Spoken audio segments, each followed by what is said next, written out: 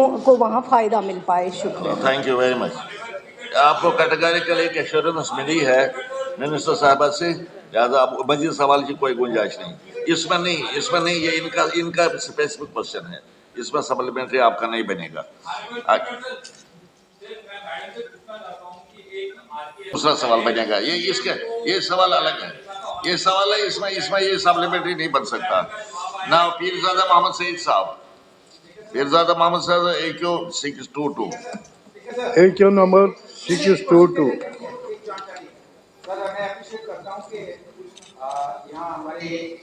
जो असेंबली का जो सेक्रेटरीट है इन्होंने बहुत अच्छा काम किया है इन दिनों, और हमें ऑनलाइन जो सारा हमें क्वेश्चन वगैरह आते हैं, और कल का जो हमें क्वेश्चन आए हैं तो उसमें उर्दू और इंग्लिश में आए हैं।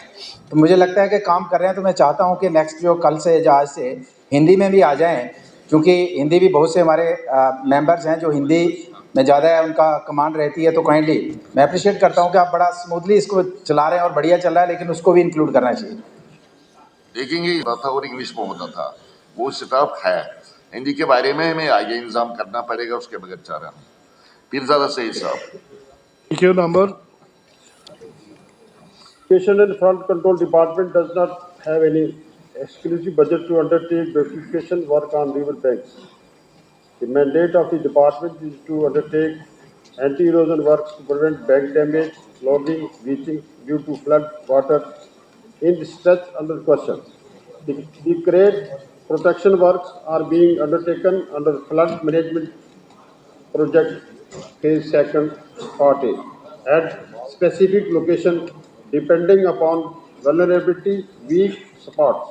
The said work shall be completed by the end of March 2025.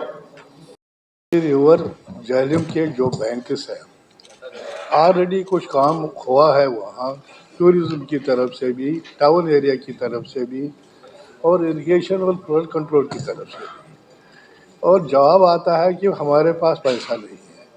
क्या ये बता सकते हैं मुझे कि कितना पैसा वहाँ खर्च हुआ आज तक इस रिवर झेलम के किनारों पर, ताकि वहाँ एक पार्क भी बनी है जिसमें लाखों रुपए खर्च हुए हैं। और मैं चाहता हूँ कि ये बताए कि ये कितना पैसा खर्च हुआ है और क्या ये पार्क एक्सटेंड होगी, और इसमें ब्यूटिफिकेशन की जो बात मैंने की है, इसमें टूरिज़्म भी इन्वॉल्व है, इसमें टाउन एरिया भी इन्वॉल्व है और डिपार्टमेंट भी इन्वॉल्व है। क्या ये टेकअप कर सकते हैं या नहीं? काम नहीं करता है, बल्कि जो इनका जो अपना दायरा इख्तियार है वो फ्लड प्रोटेक्शन और इस पर ज़्यादा जोर रहता है।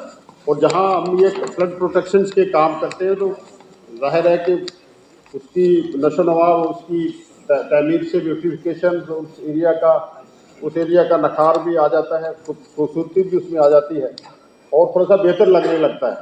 तो मैं ये गुजारिश करूं कि जो आपने पार्क की बात की है वो बेसिकली अंडर स्मार्ट सिटी जो है वो फंडिंग हुई थी और फ्लड कंट्रोल डिपार्टमेंट ने उस पर काम किया था। हम फ्लड पे इन्होंने खर्चे के बारे में जहाँ तक बात की है वो डिटेल मेरे पास है। अगर ऑनरेबल मेंबर साहब कहेंगे तो मैं इनको पढ़ के सुना देता हूँ। बरकैफ हमारे जो एक comprehensive flood management plan of river Jhelum phase second part A, इसमें हमारे पास एक DPR for comprehensive flood management plan of river Jhelum phase second currently being implemented as a short-term measure aimed to safely mitigate the flood threat of 17,000। उस तर्ज पे वापस पैसा ला के इन चीज़ों का एड्रेस नहीं कर सकते? ऑनरेबल मिनिस्टर साहब ने कहा कि sir flood management plan of river Jhelum phase 2 के हिसाब से उनके पास फंड्स है, INFC के नहीं है। सर जब फंड्स अवेलेबल है, सारा कुछ अवेलेबल है, तो अभी तक काम शुरू क्यों नहीं हुआ? मेरा यही इनसे ये है। बेसिकली मैंने इनसे गुजारिश की कि ये डिफरेंसेस था टू जो हमारी एजेंसी थी, इनकी जो ओपिनियन थी उनमें डिफरेंसेस होने की वजह से हम काम टेकअप नहीं कर पाए। और अब एक दो दिन में इसी हवाले से एक मीटिंग कॉल की है और हम फाइनल डिसीजन इंशाल्लाह ले लेंगे और नेक्स्ट कमिंग डेज में इसकी जो है टेंडर वगैरह फ्लोट करके इस पर हम काम करेंगे। शेख खुर्शीद साहब, Sheikh Khurshid. Developmental works for an amount of 72 lakhs under capex budget 24-25. The approved allocation during the current financial year 24-25 is 30 lakhs and an amount of 24 lakhs stands already released. However, the entire land in Bungus Valley comes under the Forest Department and accordingly the matter has been taken up with the Deputy Commissioner Kupwara for intervention in the identification of land parcels by the Forest Department for the proposed works. Once the land parcels are identified by the Forest Department, the permissions and NOCs shall be sought on the Parivesh portal for forest clearance. Part B. To maintain the ecological balance, the department has focused on avoiding construction of massive buildings and hotels. The aim would be to develop the area as an eco-tourism destination. The department would focus on creating basic recreational facilities, rain shelters, public conveniences, signages, lighting, waste disposal facilities for visitors. Part C. To safeguard the livelihood of local shepherds, nomads, and other inhabitants of the Bungus Valley, J&K Tourism Department has initiated the process of registration of paying guest houses in the vicinity of Bungus Valley. This will help to preserve and promote the local culture, traditions, cuisine, and would be an immersive travel experience for tourists. As on date, 19 paying guest houses in the proximity of Bungus Valley are registered with the Department of Tourism, Kashmir.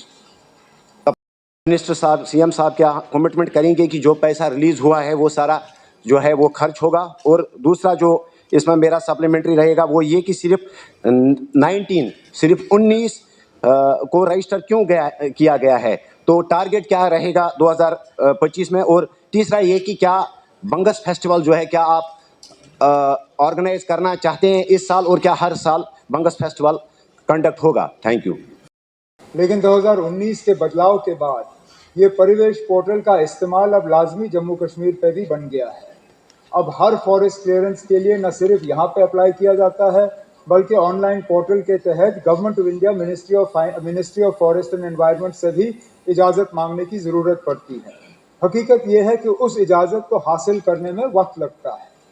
अगर के case को मतलब नज़दीकी से उसको follow किया जाए तो मुमकिन है कि कभी कभार साल से कम में इजाज़त दी जा सकती है, लेकिन अगर नज़दीकी से उसको फॉलो नहीं किया जाए तो हर केस में 2 साल से कम नहीं लगता। अब टूरिज़्म डिपार्टमेंट से कहा हुआ है कि बंगस को देखते हुए, बंगस के टूरिज़्म प्रमोशन को देखते हुए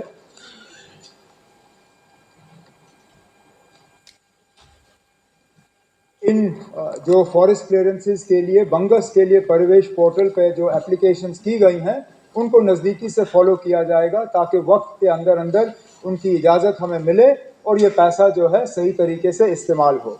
इसके बाद ऑनरेबल मेंबर साहब ने पूछा था कि जो रजिस्ट्रेशंस हैं वो कम क्यों हैं। फ़िलहाल तो 19 ही जो हैं क्वालिफाई कर चुके हैं और रजिस्ट्रेशंस जो हैं उनको एग्ज़ामिन किया जा रहा है।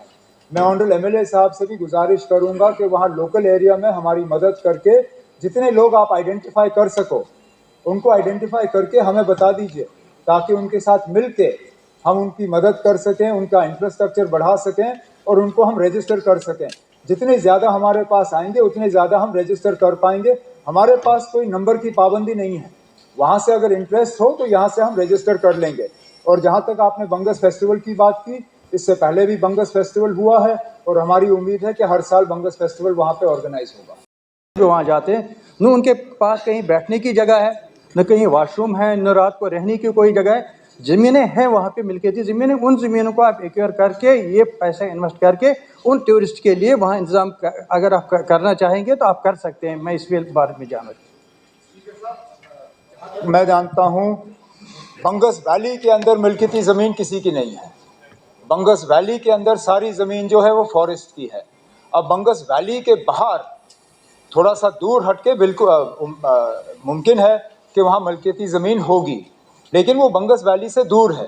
अब फ़िलहाल जैसे आपने बात की टूरिस्ट फैसिलिटीज़ की, अब अगर मैं बाथरूम बंगस वैली से 5 किलोमीटर दूर बनाऊं तो मैं क्या उम्मीद करूं कि बाथरूम इस्तेमाल करने के लिए टूरिस्ट 5 किलोमीटर जाके इस्तेमाल करके वापस आ जाएं। जो फैसिलिटीज़ बंगस से बाहर हम क्रिएट कर सकते हैं, जिस तरह मैंने ऑनरेबल एमएलए साहब से कहा, अकोमोडेशन, रहने की जगह, वहाँ पे मिल्कियती ज़मीन पे अगर कोई प्रपोजल आ जाता है उसको एग्जामिन करके मंजूरी दे देंगे। लेकिन बंगस वैली के अंदर जो हमें टूरिस्ट के लिए रेस्ट स्टॉप, रेन शेल्टर, ये छोटे से रेस्टोरेंट, कियोस्क और बाथरूम फैसिलिटीज़ बनानी होंगी, उनके लिए फॉरेस्ट क्लियरेंस की जैसे ही हमें इजाज़त मिल जाती है हम वो सामान बना देंगे। वेस्ट मैनेजमेंट के लिए वहाँ पर पिछले 2-1 साल से कोई सिस्टम बनाया है रिसाइकलिंग का, मगर एज येट अभी फंक्शनल नहीं है। तो इसलिए जो रिपोर्ट में दिया गया है कि हम ऐसा कर रहे हैं वैसा कर रहे हैं, तो ये नोटिस में लाना चाहिए, अभी फंक्शनल वो नहीं है। नंबर 2 में जो आपने मशीनरी का जिक्र किया है और एग्जिस्टिंग वहाँ पर जो मशीनरी है, मैंने रिव्यू लिया था, हमें बताया गया था कि एक जेसीबी और एक ट्रैक्टर है सिर्फ जो फंक्शनल है। ये मशीनरी ऑन रिकॉर्ड हो सकता है डिपार्टमेंट ने दिया होगा, बट प्रैक्टिकली इसमें से वहाँ मतलब फंक्शनल कुछ भी नहीं है। तो ये आप समझ सकते हैं कि ये हो सकता है ये मशीनरी कोई सेकंड हैंड, कोई मतलब रिजेक्टेड माल लिया हो, फोटो खींचना हो तो उसका स्ट्रक्चर आपको वहाँ मिलेगा, मगर फंक्शनल नहीं है। इसी तरह से नंबर 3 में जो आपने कहा फर्दर हम मशीनरी ये जो खरीदने जा रहे हैं या जो रिक्वायरमेंट है, दैट इज़ एग्रीड। बट मेरा पहला सवाल इसमें सबसे ज़्यादा इम्पॉर्टेंट सवाल जो था, PMAY first and PMAY second, आपने फिगर्स में दिखा है 747 केसेस PMAY फर्स्ट में लिए गए हैं और जिसमें तकरीबन 500 प्लस कंप्लीट है, मगर रियलिटी ये है कि कागज़ में तो दिखाया है, जब आप प्रैक्टिकली वहाँ देखेंगे किसी का प्लिंथ लगा हुआ है, किसी का फर्स्ट फ्लोर कंस्ट्रक्शन है, क्योंकि उनका पार्ट 2 पार्ट 3 पेमेंट्स ही नहीं अभी तक आए। तो ये किस तरह से इन्होंने दिखाया है कि 500 कुछ cases complete, are they physically and financially complete, then I will agree with them. Otherwise ये फिगर्स है, प्रैक्टिकली वहाँ पर ना फाइनेंशियली कंप्लीट है ना फिजिकली कंप्लीट है। पहले आप उस पर बता दीजिए, फिर मैं PMAY 2 के बारे में एक बात पूछना चाहूँ। जो जवाब दिया हुआ है मैंने क्वेश्चन का, यहाँ पे कुछ खदशात जाहिर किए हैं कि कहीं कहीं पे जो है ग्राउंड में इम्प्लीमेंट नहीं है ये मशीनरी जो भी दिखाई गई है। मैं ऑनरेबल मेंबर को यकीन दिलाना चाहती हूँ, जो जो इन्होंने यहाँ पे जिक्र किया है कुछ ए पार्ट में, तो अगर इनका, क्योंकि ये पब्लिक नुमाइंदा है, रिप्रेजेंटेटिव है, इनको पता है, जाते रहते हैं ग्राउंड में, ये जो जवाब में आया हुआ है इतने फंक्शनल है, इतने फंक्शनल नहीं है। अगर इनको कहीं पे भी खदशा हैं उसके बारे में दे दें लिख के, मैं ज़रूर इनको इन्फॉर्मेशन भिजवा दूँगी और वेरीफाई करवाऊँगी इनकी जो सजेशन है, इनकी जो राय है, वो किस हद तक उसमें अगर कमी है तो वो कमी पूरी की जा सकती है। पार्लियामेंट्री इलेक्शन में वहाँ गए थे और वहाँ अभी तक भी वेस्ट के लिए सेग्रीगेशन कोई यूनिट फंक्शनल नहीं है। और जहाँ तक मशीनरी का ताल्लुक है, ट्रैक्टर हो या दूसरी चीज़ें हों, नामो निशान नहीं है। और आप उसी इलाके से ताल्लुक़ रखती है, उसी डिस्ट्रिक्ट से, मैं और यहाँ ऑफिसर साहिबान भी होंगे, मैं सिर्फ ये चाहूँगा कि क्या सरकार, एडमिनिस्ट्रेशन इस इशू को एग्जामिन कर लेंगे, वही मेरी गुजारिश है। तारगामी साहब ने जो यहाँ पे यारीपुरा के बारे में बात की है, ज़रूर इसको देखा जाएगा, क्या पॉसिबिलिटी आ सकती है, उसके मुताबिक जो है देखा जाएगा। शुक्रिया।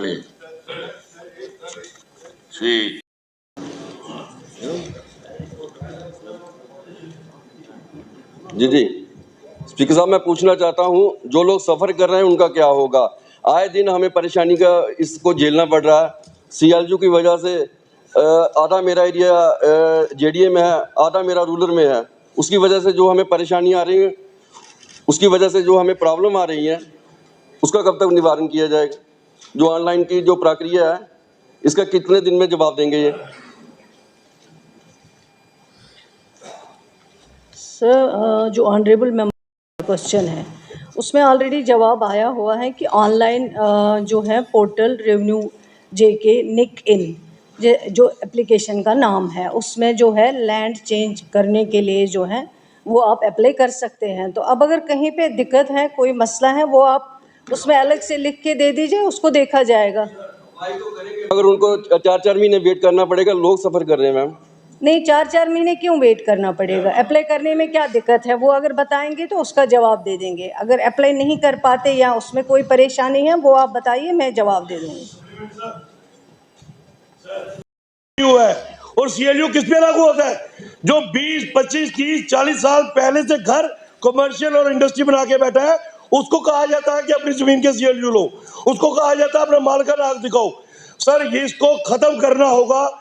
जब तक ये सीएलयू खत्म नहीं होगा, आम पब्लिक को राहत नहीं मिल सकती, और it is planned move by some bureaucrats लोगों को तंग करने के लिए। इसके अलावा सीएलयू का और कोई बेनिफिट नहीं है। आप लैंड यूज के लिए आप जमीनी उसकी मालकी जमीन है या सरकारी जमीन है, टाइटल क्लियरेंस लीजिए, लेकिन लैंड यूज पुरानी जमीनों पे अलाउड नहीं किया जाना चाहिए, प्लीज।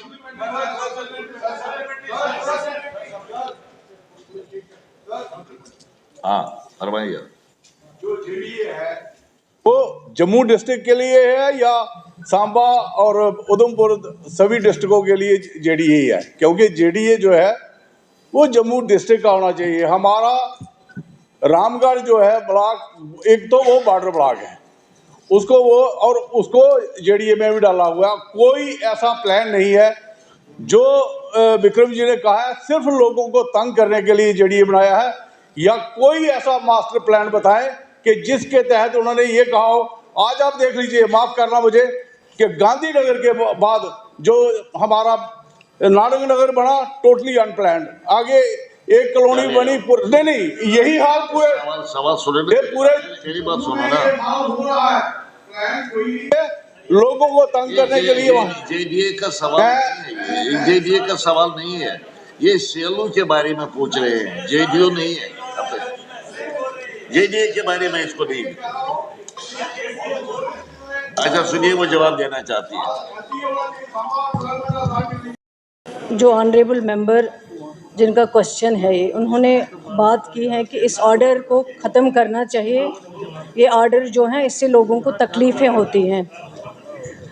मैं ये ऑर्डर की डेट आपको बता देती हूँ। हमने ये ऑर्डर नहीं किया है क्योंकि 3-4 महीने ही सरकार हो गए हैं। As per government board of revenue notification number 1 JK BOR of 2022 dated 14/1/2022 the detail procedure for change of land, जिसके बारे में इन्होंने कहा कि हाउस को बताना चाहिए CLU क्या होता है, use is published along with quantum of land. ये जो ऑर्डर निकला हुआ है, मेरे बताने का मकसद ये है कि ये ऑर्डर 2022 में निकला है, और इस 2022 के ऑर्डर में अगर आप हमें कसूरवार ठहराएंगे तो मुझे लगता है ये ज़्यादती है। लेकिन अगर ये ऑर्डर के मुताबिक लोगों को मुश्किलों का सामना करना पड़ता है तो ऑर्डर पहले निकल चुका है। अगर कोई भी, मैंने आपको रिक्वेस्ट की है कि अगर कहीं पे कोई आपको कंप्लेंट है, कोई अप्लाई नहीं कर पाता या अप्लाई करने में कोई दिक्कत आती है, वो आप ज़रूर लिख लीजिए और डिपार्टमेंट उसको डेफिनेटली एग्जामिन करेगा। दूसरा सवाल जो ऑनरेबल मेंबर ने कहा है विजयपुर के बारे में, विजयपुर जो है डिलिमिटेशन से पहले शायद जम्मू कॉन्स्टिट्यूंसी में पड़ता था, जम्मू डिस्ट्रिक्ट में। डिलिमिटेशन के बाद विजयपुर जो है वो अलग एक कॉन्स्टिट्यूंसी बनी हुई है, डिस्ट्रिक्ट जम्मू से वो बाहर चला गया है। तो इसलिए ये एक जेन्युइन क्वेश्चन है। आप जवाब सुन लीजिए, कोई बात नहीं, आप जवाब सुन लीजिए।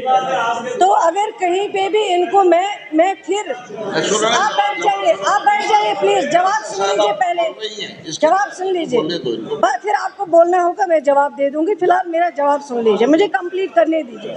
सर, मैं ऑनरेबल मेंबर्स के खदशात को समझती हूँ। मेकर्स, अगर किसी ब्यूरोक्रेट ने या टेक्नोक्रेट ने एसी रूम में बैठ के ये कानून बनाए हैं, तो क्या इस हाउस की डोमेन नहीं है? हम उसको रिविजिट नहीं कर सकते? What is this?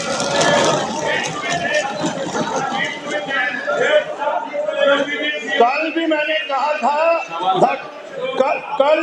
कहा था the government officer and the official, they are not the government, we are the government.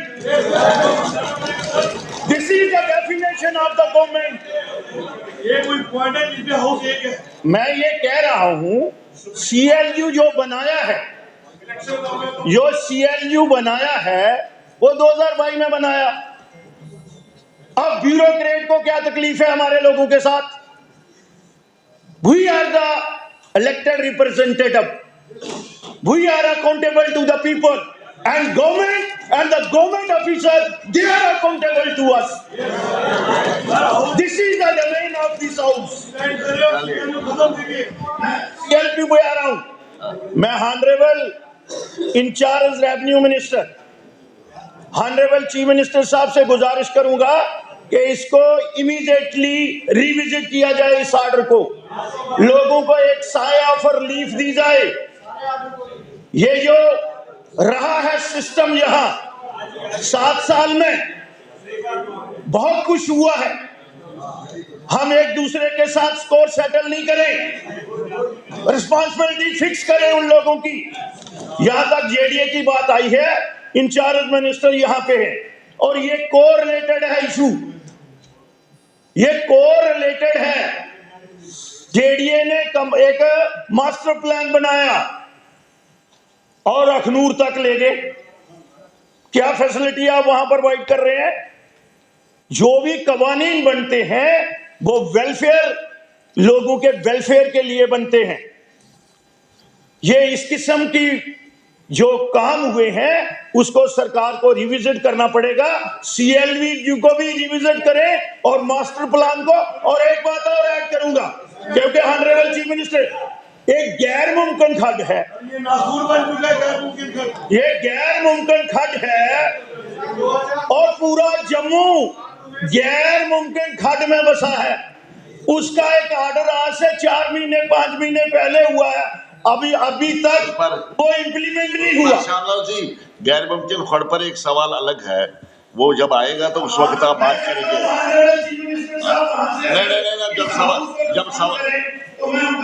नहीं, जब सवाल आएगा तो उस वक्त की बात करेंगे। सरदार जी, ऑनरेबल स्पीकर साहब, ये ऑर्डर 22 में बना, तो ये ऑर्डर रिट्रोस्पेक्टिव कैसे लागू हो रहा है? कि प्रॉस्पेक्टिव लागू होना चाहिए। जिन लोगों ने पहले कंस्ट्रक्शन किए उन पे कैसे तंग कर रहे हैं उन लोगों को। कल नई बस्ती में बैंक को सीज किया गया और 20 साल से वो बैंक चल रहा था। ये पैसे कमाने का धंधा बन गया हुआ जम्मू में। प्लीज इसको अबॉलिश करो, रिविजिट करना चाहिए। नहीं लिए गए और ऑब्जेक्शन को कभी एड्रेस नहीं किया गया, और अंधेरे में वो मास्टर प्लान बना दिया। उसको रिविजिट करने की जरूरत है। मैं ये चाहूंगा कि मिनिस्टर साहब यहाँ पे बैठी है, उसको एक बार रिविजिट कर लें और इस मास्टर प्लान को रिवाइज कर दें। तभी ये ठीक हो जाएगी, तभी इनको चेंज किया जा सकता है। डॉक्टर रामेश्वर सिंह जी सवाल पूछे। Question number 6। जहाँ तक ताल्लुक है जो क्वेश्चन ऑनरेबल मेंबर जी ने लगाया है, ये ग्रीवेंसेस ऑलरेडी रजिस्टर्ड हुआ है। वेब पोर्टल जो LG मुलाकात 26 में उसमें रजिस्टर्ड हुआ है। और जहाँ तक इसका DPR का ताल्लुक है, जो B पार्ट है इनका, वो भी बनाई गई है 583.78 लाख की वो बनी हुई है। और जहाँ तक पार्ट C का ताल्लुक है, इनका जो DPR है वो construction of 75 metre span bridge का है, और उसके साथ साथ ही एक अप्रोच रोड है 700 मीटर्स का। और हमारी भी कोशिश है, सरकार की भी कोशिश है, और उमर अब्दुल्ला सरकार का पूरा एक जोर है नेटवर्क जो रोड कनेक्टिविटी का। और ये क्योंकि बनी एक बड़ी फार फ्लंग कॉन्स्टिट्यूंसी और काफ़ी वहाँ लोगों को मुश्किलें और मुसीबतें हैं और बड़ा जेन्युइन सवाल है। तो इसके लिए हमने जो अब नेक्स्ट जो हमारा फाइनेंशियल ईयर है उसमें इसमें सब्जेक्ट टू रिसोर्सेज हम इसको प्रायोरिटी पे रखेंगे और इसको करने की कोशिश करेंगे, लेकिन यही है हमारा। और ये जो ब्रिज है इसके साथ जो रोड लिंक्ड है वो है मशेडी टू द्रब्बड़। मैं इस रोड के बारे में बताना चाहता हूँ। ये वो रोड है जिसके ऊपर हमारे 5 जवान आर्मी के शहीद हुए थे, और वो शहीद इसलिए हुए थे कि वो रोड इतनी खस्ता हालत में थी कि जब उनके ऊपर फायरिंग हुई तो वो रोड इतनी गंदी हालत में था कि वो अपनी गाड़ियां वहां से नहीं निकाल पाए। अगर वो रोड अच्छी कंडीशन में होता तो वो गाड़ियां अपनी वहां से निकाल सकते थे और वो 5 जवान बच सकते थे। लेकिन इस डिपार्टमेंट की नालायकी देखिए, और कितने रिस्पॉन्सिबल लोग हैं ये कि इतना कुछ होने के बावजूद, ये ब्रिज इतना इंपॉर्टेंट होने के बावजूद, ये रोड इतना इंपॉर्टेंट होने के बावजूद भी 2 साल से सिर्फ डीपीआर बन रही है। मैं ये जानना चाहूंगा कि और कितना वक्त लगेगा इसको बनने में। अगर ऐसे ही डीपीआर बनती रहेंगी तो मुझे नहीं लगता कि डिपार्टमेंट अपनी जवाबदेही यहाँ पे बनती है और वो अपना काम ढंग से कर रही है। बहुत का बड़ा जेन्युइन कंसर्न है, और क्योंकि हमारे फौजी भी वहाँ उस रोड पे शहीद हुए हैं, और जो ये कह रहे हैं कि जो डेट बता रहे हैं कि एलजी साहब की जो ऑनरेबल एलजी साहब का जो मुलाकात का पोर्टल है, अगर उस पर ये ग्रीवेंसेस रजिस्टर्ड हुआ था, अगर 2023 में हुआ और अभी तक कोई एक्शन नहीं हुआ, इसको मैं एग्जामिन करा लूँगा। और ऑनरेबल मेंबर साहब, मेरे छोटे भाई हैं, मैं इनसे भी रिक्वेस्ट करूँगा कि आप मेरे पास आ जाएँ, और मैं डिपार्टमेंट के ऑफिसर्स को भी बुला लूँगा। अगर इतना डिले हुआ तो क्यों हुआ, और बड़ा जेन्युइन इशू है। और मैं जैसे ही अब ये यानी जैसे पहले भी कहा कि रिसोर्सेज की कमी है, अगर जैसे ही पूरे होते हैं। और whether it gives potable water or not, please जवाब दीजिए। मैं बात में वाज़ह करूंगा कि डिपार्टमेंट सक्षम है, डिपार्टमेंट के पास पैसा है, और डिपार्टमेंट साफ शफाफ पानी देने के लिए एसेंशियल कम्युनिटीज लोगों को पहचाने में बाधाबंद है। अगर स्पेसिफिक कहीं को प्रॉब्लम आ रही है, क्योंकि हमारा एक कारणी श्रीनगर में हमारी डिपार्टमेंट की तरफ से एक बाकायदा एक सेल बना हुआ है जो पूरी निगरानी करता है, और पूरा डिपार्टमेंट जो है वो इसकी देख रेख में है। अगर स्पेसिफिक कोई प्रॉब्लम ऐसी है तो उस पर हम काम करेंगे, और मैं यकीन दिलाता हूँ पूरे हाउस को कि इसमें डिपार्टमेंट जो है वो सक्षम है। लोगों को एसेंशियल कम्युनिटीज़ पहुँचाने में हर जगह कोशिश हम कर रहे हैं, और हम बाधाबंद हैं कि लोगों को डोर स्टेप पे उनकी सर्विसेज प्रोवाइड की जाएँ।